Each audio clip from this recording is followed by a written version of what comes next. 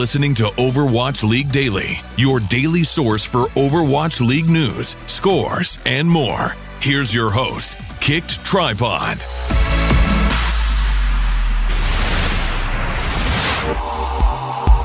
Good morning, Overwatch League fans. This is your Overwatch League daily episode for April 15th, 2018.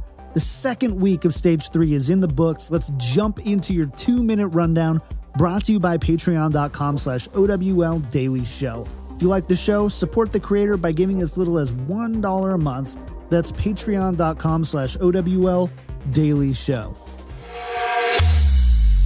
For the first match of the evening, we had the Stage 2 semifinal rematch between the Philadelphia Fusion and the London Spitfire. The Spitfire walked away from their last meeting, winning 3-2.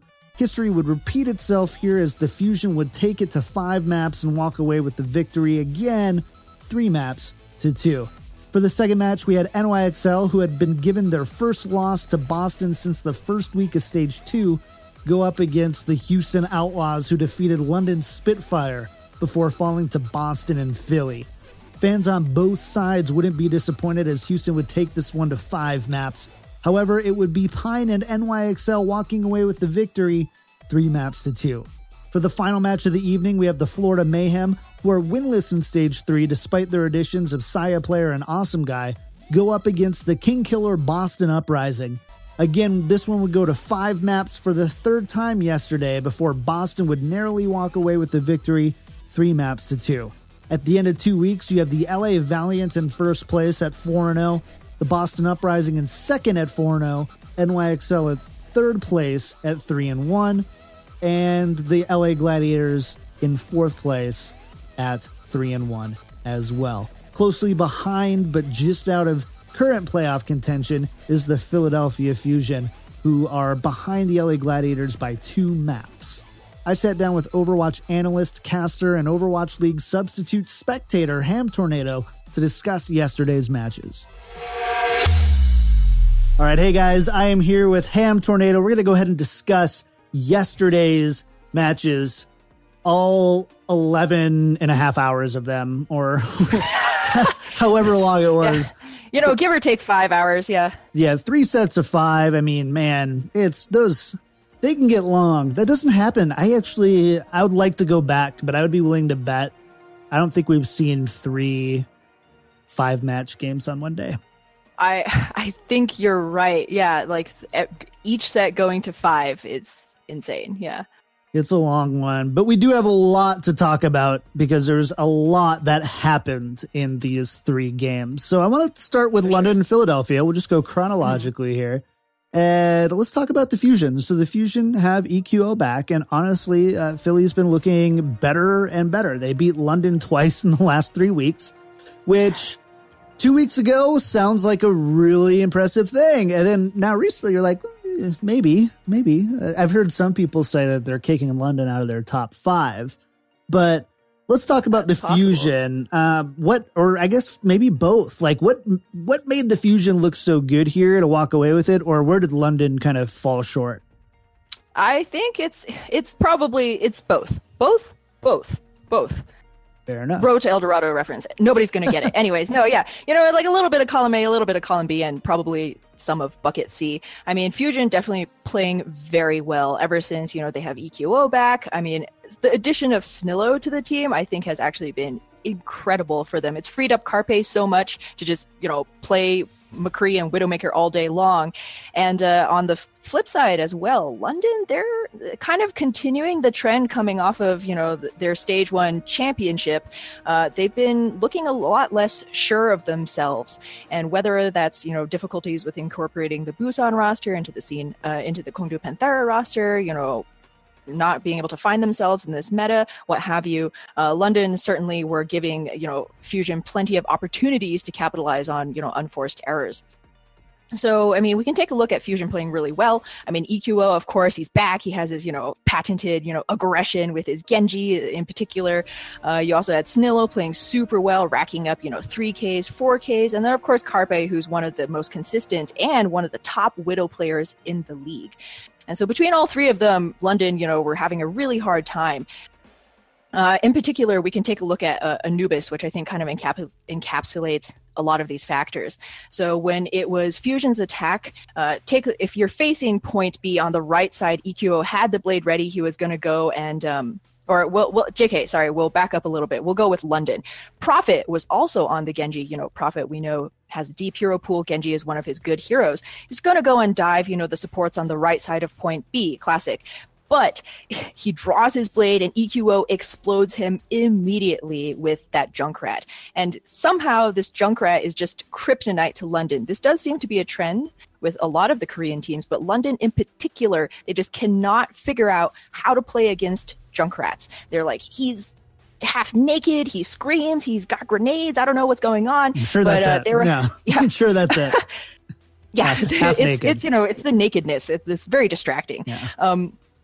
But yeah, they could not get past EQO's Junkrat. Then turn that around, it's Fusion's turn to attack. EQO is also on the Genji. He has a blade ready. He's looking for those juicy supports. It's a classic thing.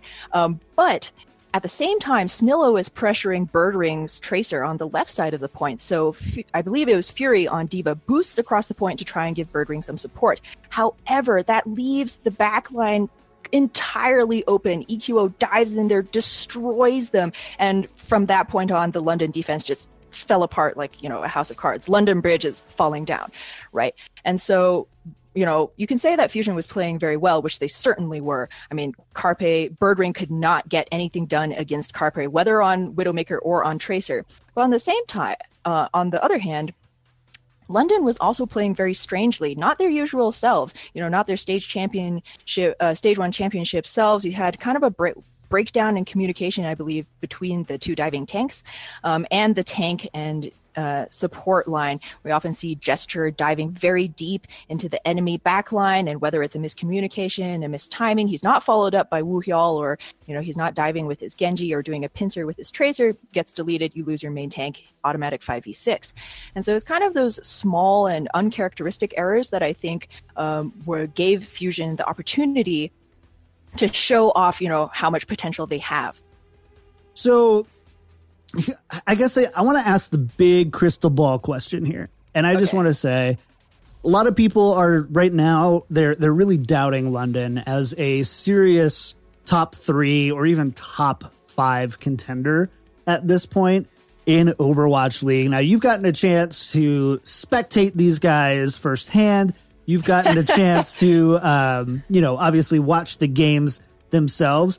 Does London, in their current iteration, look like a top 5 team? And if they are, where would you put them in there? But if not, I would love to know why, because I'm hearing this more and more from people. It's a pretty tough thing. I mean, like, sticking me in Bren's shoes right here now, you're probably going to be terribly wrong. I love to make people reach in and look into their crystal ball on the show. People know that we're speculating, and if they don't, then, well, they should know. Yeah, they should know. Sorry, yeah, but I mean, it's really hard to say. London, they're looking very weak right now. They have basically their A roster, Prophet and Birdring, I would say, is their A roster. You also have Fury, Gesture, Badosin, not Hagopun, sorry, Hagopun. They like to run the Genji Tracer, kind of the old dive, right, that the Korean teams are very good at. Unfortunately, when it's time for them to adapt to the new metas, or, just even react on the fly to new, new routes of engagement that their enemy teams are throwing at them, they seem to be tripping themselves constantly. And so I would say that they're certainly not top 3. Maybe they could be top 5. We'll see how Valiant pans out.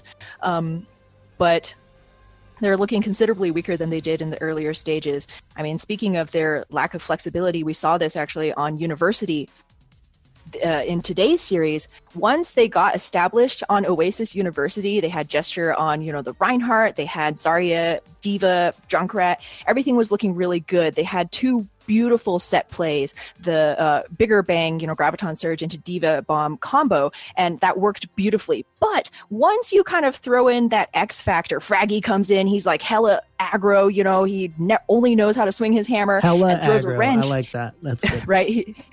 He just needs, that's probably his chest tattoo or something, hella aggro. And he throws a wrench into these set plays that London seems to strongly prefer. They don't know how to react. They dismantle the London defense. They can't do any of the set plays anymore. Profit is, throwing like grenades into nothingness, and then their entire route of engagement falls apart. And so I think that's certainly one of London's biggest weaknesses. Whatever roster that they're running, whether it's Hureg's McCree, which is questionable, or Birdring's McCree or Birdring's Widowmaker. I think once they can figure out maybe the smoothness of their comms, or hey, if Plan A falls apart, we have Plan B, Plan C, D, E, F. We have more alphabet, right? They certainly have potential, but currently, going back to your question, in their current state, it's a toss-up, maybe top 5. I think Valiant could probably beat them. And they're seeing some changes on the staff side, right? They just brought Agape back, so who knows how much of this is going on the backside of the coaching side of things. It's going to be really interesting to see. But we saw another Korean giant bleed this week. Thankfully, it wasn't again yesterday. And it was NYXL lost to Boston, and then they took it to 5 games with Houston, which is... I don't know how to feel about that yet. I'm not ready. I'm not ready to reveal my feelings about that to the world. But one of my favorite questions to ask about matches like this is who was the standout player for this match? Who really stood apart and made this a victory for NYXL? That is a tricky question, and I would say there's probably 2 answers. There's the positive and there's a slightly less positive. I mean, Pine is the biggest impact player on the side of NYXL. He was the one who made that win happen. But there's another player who impacted the series win, but not for the good of his team, and that was Jake. And so, of course, Big Boss Pine. We saw like NYXL basically were running the same hero composition that they were with Libero, but Libero, he was having an off day. He was not getting anything done on Volskaya. You saw how easily Outlaws snowballed that, point A take into a super quick victory, whereas NYXL, they were like, kind of shifting over here, not sure whether they wanted to go left side, right side, low ground. Libero couldn't make an opening. And again, this is actually kind of related to what London was showing symptoms of, their troubles is these Korean teams, if their Tracer isn't able to roam free, or if their Widow isn't getting picks, they don't appear to know how to engage. They were just waiting for the bullets to magically find their targets, and then they're like, aha, now we have an advantage, we're going to dive in. And unfortunately, that didn't work out so well for NYXL and Volskaya. However, fast forward, that Route 66 map, insane. Pine is like not a real person. He's just made of like unicorn android. Tears and the wishes of leprechauns or something. The hit scan gods have blessed him. And so he was, SBB, one of the most consistent tracers. He's still doing his thing. The only difference that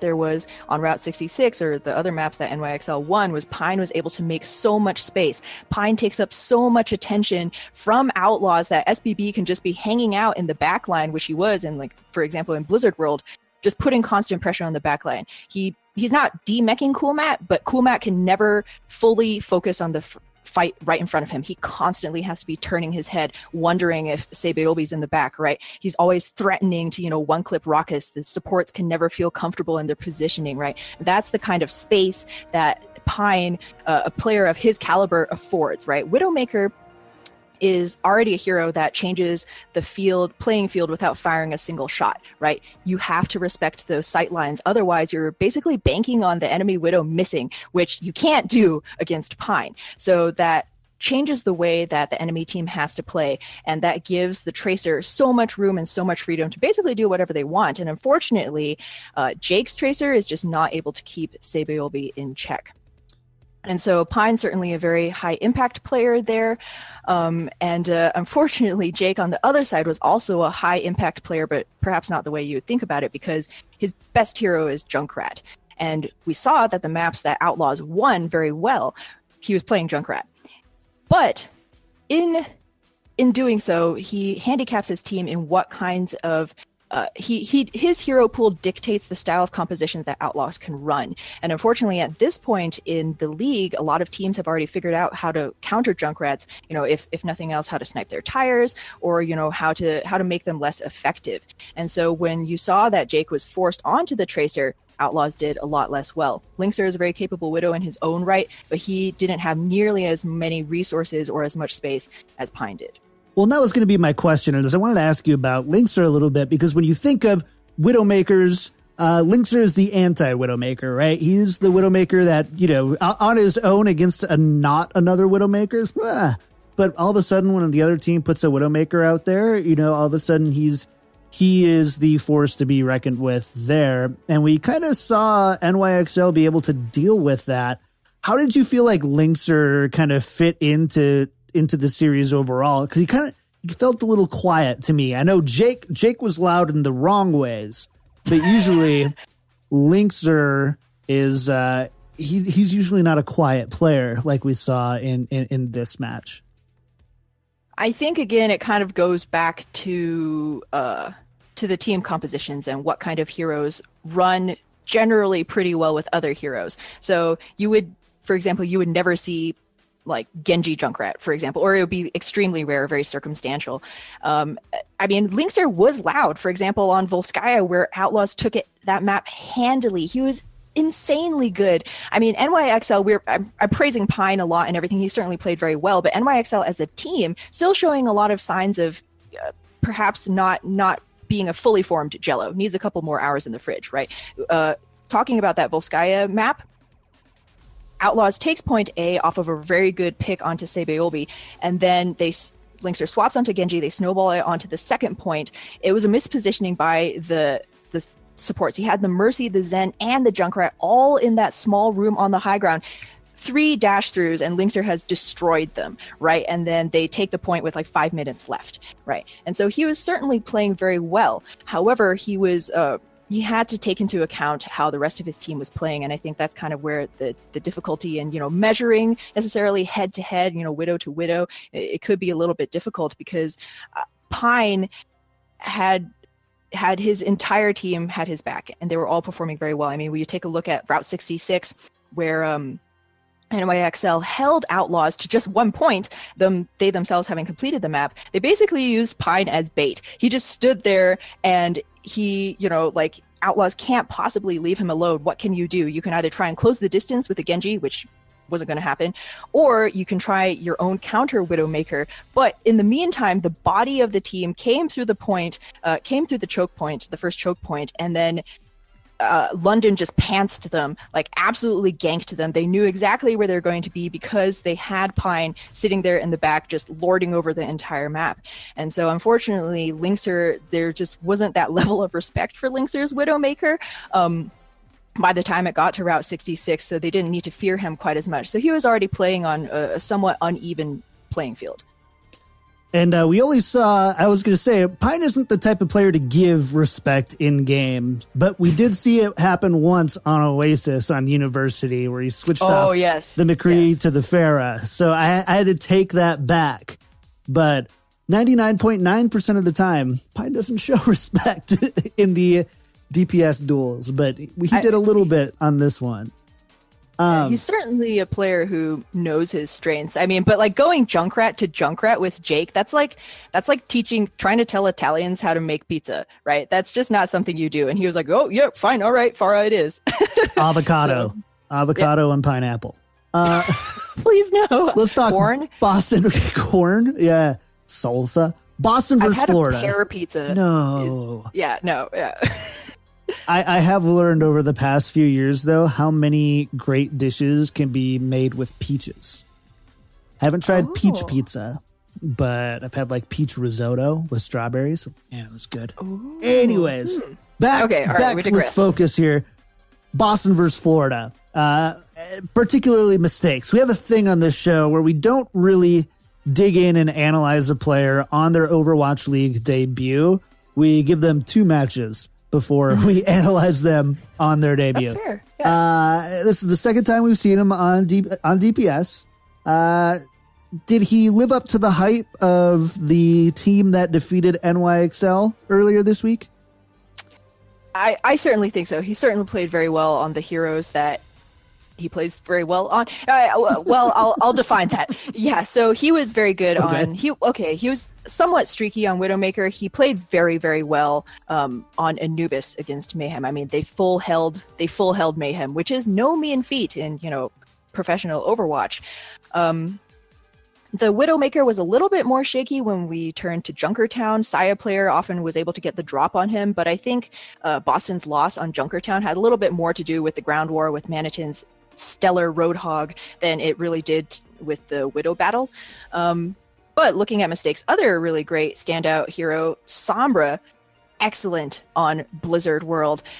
So obnoxious. He was constantly in the backline hacking, Manitin, threatening the DPS. I remember on Mayhem's first attack through, he was in the backline. He was constantly threatening the EMP. He had it. We knew he had it. Mayhem knew he had it. And every time he poked his head in, they were like, the EMP. And then he would just translocate out. And then he would poke his head in again. The EMP. Right. And we actually saw London fall victim to this as well. Carpe's Sombra, that London blew both support ults. They blew every ultimate they had because of fear of getting hacked and getting EMP'd. And so you kind of see the power of like a really well played Sombra, which Mistakes was wielding with, excellence. And then going into Oasis, the tiebreaker, Mistakes again was excellent on the Sombra. I mean, we could talk about, Tavik going onto the Pharah and just missing his rockets feels bad, but Mistakes was slaying in the ground war. I mean, Boston just destroyed Florida. Dominant performance, forced a team wipe, a full reset every single time, and Mistakes was a huge part of that. So he certainly played really well. The Nepal, where he looked a little bit more shaky, I think it had more to do with the unorthodox team compositions and kind of the strategies that Boston was trying to pull. They had that weird Bastion strat, and they also put Mistakes on 76 on Shrine, which is a very difficult map to run as 76 just to begin with. But, not to say that he can't play a great 76, which we actually saw him play against NYXL, played an excellent 76. So in general, I think he's certainly holding up to the scrutiny. That's good. That's good to hear. A lot of people have been worried about Boston. They go out, they beat NYXL. All of a sudden, expectations are through the roof. Glad to hear he's at least going, well, no, it wasn't a fluke, right? And that's something that you like, you see it in football all the time, where like a third string quarterback comes in and has like 5 amazing games at the end of the season, and then they come back next year after getting signed and they just suck. So you're glad that that's not going to happen. I've got one last question for you, though, and that's about the Mayhem. And the Mayhem seem to be settling into a groove, at least play style wise, but they're not quite pulling off wins yet. How do you think, and again, crystal ball time, how do you think the rest of Stage 3 is going to go for the Mayhem if they keep playing and improving at the rate that they have been? I mean, things are looking pretty good for the Mayhem. I mean, the addition of Saya player, we actually should also give a shout out to Awesome Guy. He didn't have a particularly prominent debut today, but he's still definitely playing quite well. And so I think looking at kind of Mayhem's future matchups, there are certainly ones that look very difficult. Gladiators, for example. Gladiators is a huge threat, especially their tank line, Fissure and Bishu, even if they bring in Void. That's going to be an extremely difficult matchup. Shock also actually, I believe, could be a very difficult matchup for Mayhem, depending on how they adapt to playing against Sombra, as we saw Mistakes destroy them today with that Sombra. Dante also runs a very formidable Sombra, so that could be a difficulty for Mayhem moving forward. But there are also maps, also matches that I think they have a very, they could look very competitive in, for example, against Outlaws. If they run Logix, if Logix is having a good game, I mean, you run Logix and Saya player, you have that Tracer Widow, they could certainly go head-to-head against Jake or even Clockwork's Tracer and Lynxer's Widowmaker. That could be an option for them to run.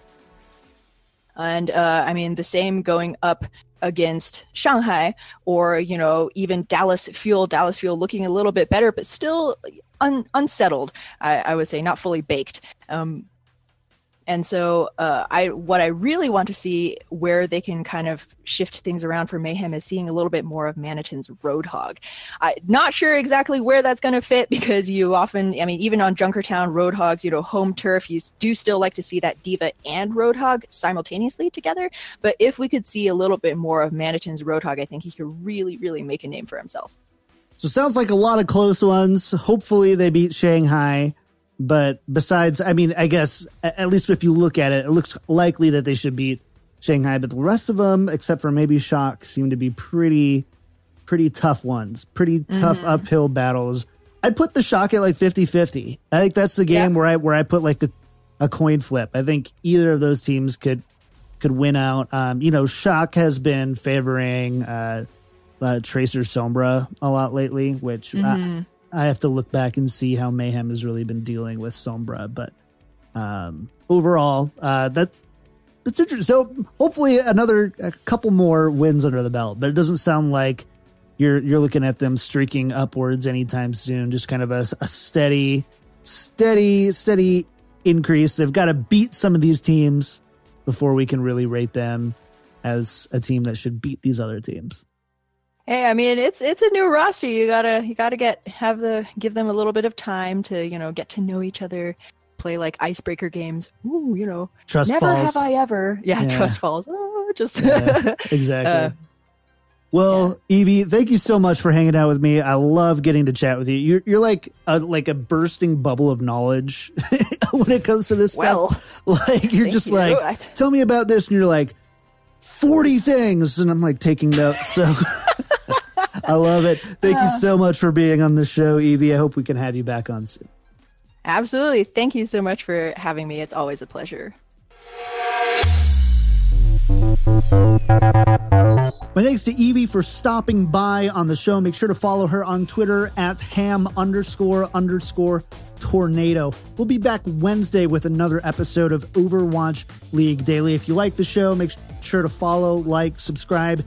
Whatever it is, wherever you are listening or watching, make sure to just click that button with the star or the heart or whatever it ends up being. Thank you guys for tuning in. I really appreciate it. Another week in the books. We're coming up on 90 episodes. So thank you all again for tuning in. Listen to us on the front page of winstonslab.com. Email me overwatchleaguedaily@gmail.com or go to our website overwatchleaguedaily.com. Thanks again, guys. We'll see you next week.